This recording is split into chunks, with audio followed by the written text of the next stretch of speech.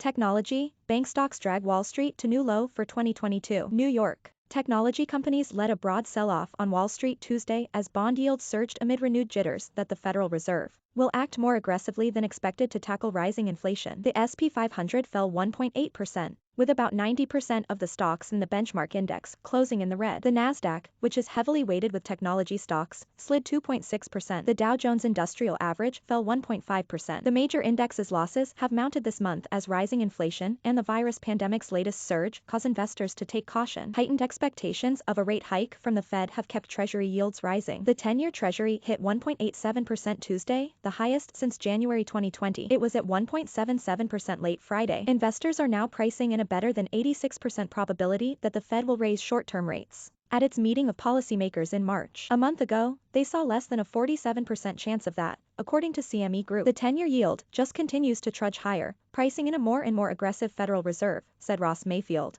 investment strategy analyst at Baird. Until over the weekend, I hadn't seen any speculation about 2 rate hikes at the March meeting, and now you're starting to hear that chatter. The S&P 500 fell 85.74 points to 4,577.11. The Dow fell 543.34 points to 35,368.47, and the Nasdaq fell 386.86 points to 14,506.90. The indexes all hit a new low for the year. The Nasdaq has borne the brunt of the losses, shedding 7.3% this month. That puts the index within 2.7% of a correction. Wall Street speak for when a stock or index falls 10% or more from its last peak. The S&P 500 is down almost 4% for the month after setting an all-time high on the first trading day of the year. The latest wave of selling comes as Wall Street tries to predict how much the Fed will raise interest rates, and how fast. The central bank has hastened its plan to trim bond purchases and is considering raising interest rates earlier, and more often than Wall Street had expected. The Fed is under pressure to curtail inflation, which jumped last month at its fastest pace in nearly 40 years. At the same time, the job market has bounced back from last year's brief but intense coronavirus recession, leaving the unemployment rate last month at a pandemic low 3.9%.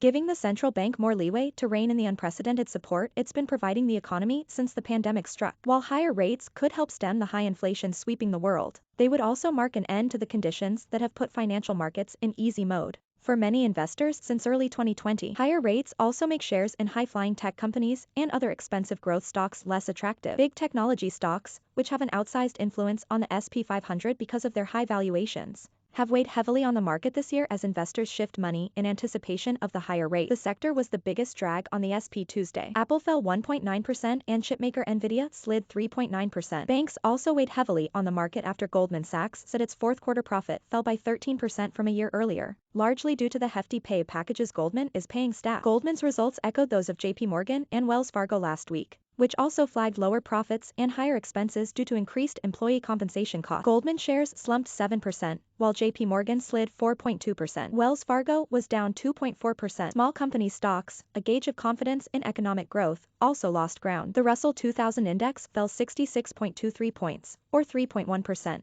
to 2,096.23. Energy futures rose broadly amid supply fears following an attack on an oil facility in the capital of the United Arab Emirates. The price of U.S. crude oil rose 1.9% to $85.43 a barrel, a 7-year high. The rally in oil prices gave some energy stocks a boost. Exxon Mobil rose 1.7%. Investors returning after U.S. markets were closed Monday for the Martin Luther King Jr. Day holiday also reviewed the latest batch of corporate earnings and deal news Tuesday. Activision Blizzard surged 25.9% on news of a blockbuster deal. Microsoft, which fell 2.4%, is buying the maker of games like Call of Duty and Candy Crush for $68.7 billion. Investors have a busy week of earnings reports ahead. A key focus will be on how companies in different industries are handling persistent supply chain issues. Many companies have already warned about the impact on their finances and operations, despite raising prices on consumer goods to offset the impact. Bank of America, United Health, and United Airlines report results on Wednesday. American Airlines, Union Pacific, and Netflix report their results on Thursday.